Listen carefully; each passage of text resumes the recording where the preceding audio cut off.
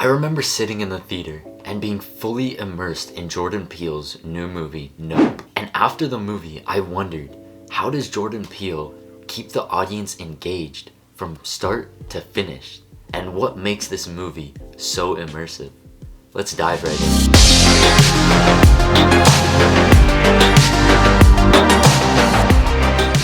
I believe there's one big reason why Jordan Peele's Nope is so engaging throughout the runtime.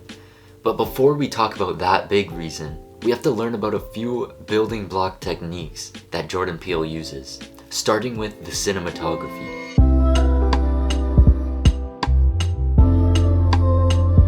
A lot of people think cinematography is just a matter of having a good looking shot, but it's more than that. It's how the shots benefit and add to the story. With that being said, we can look at the scene where all the characters are trapped in the house in Nope and see how it effectively uses cinematography to create engagement. Throughout the scene, the camera is mostly placed inside the house with the characters, and it really puts you in their shoes, making you think you're stuck in the house with them. And due to the scene being taken place during night and the harsh lighting, it's very tough to see the actual UFO gliding around, and it causes intrigue. You're wondering what it looks like and what it will do next, but you never quite know. The camera also moves slowly revealing more and more about the UFO. Like when OJ is trapped in the car, he slowly opens the door and the camera slowly reveals what's above him until he closes the door and says, "No." But that's not the only thing that keeps the audience immersed into the movie. Jordan Peele uses sound design in a very interesting way here and uses music and sound effects to make the viewer engaged.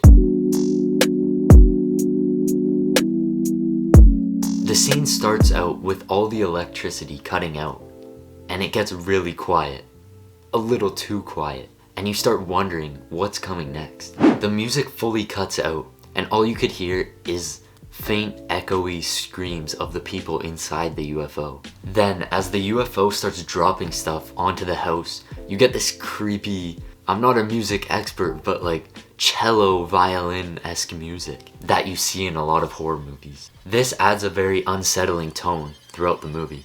And as you see more and more shots of things being dropped onto the house, the music slowly rises, but you're only seeing part of the picture. And as soon as you get the big establishing shot of everything falling onto the house, the music hits its crescendo.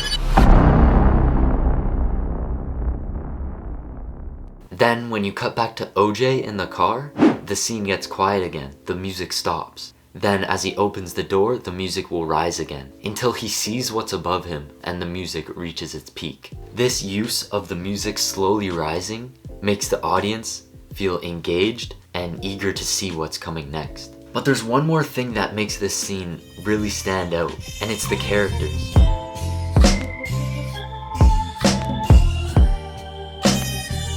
At the beginning of the movie, there was so much given to fleshing out the characters and making you care about them. For example, OJ's dad dying, it makes you feel sympathy for him.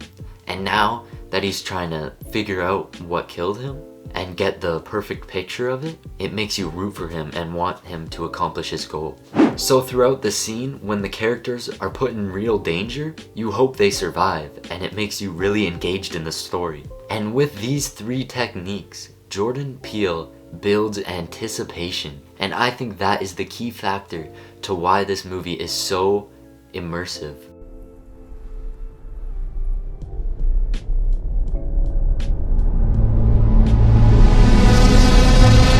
Throughout the whole movie, the cinematography conceals the identity of the UFO and what it looks like.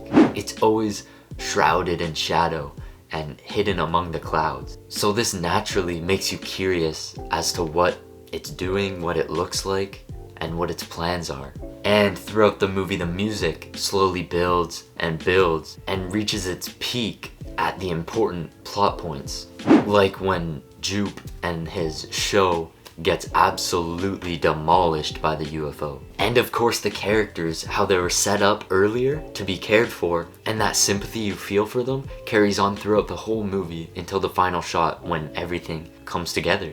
And that's why I think Jordan Peele's Nope keeps you on the edge of your seat from the first frame to the last frame. But what do you think? Do you think Jordan Peele's Nope was good or bad? Let me know in the comments. And that's it for the video. If you want to know about the latest upcoming movie news, then click right here on this video. And I'll see you over there. Peace!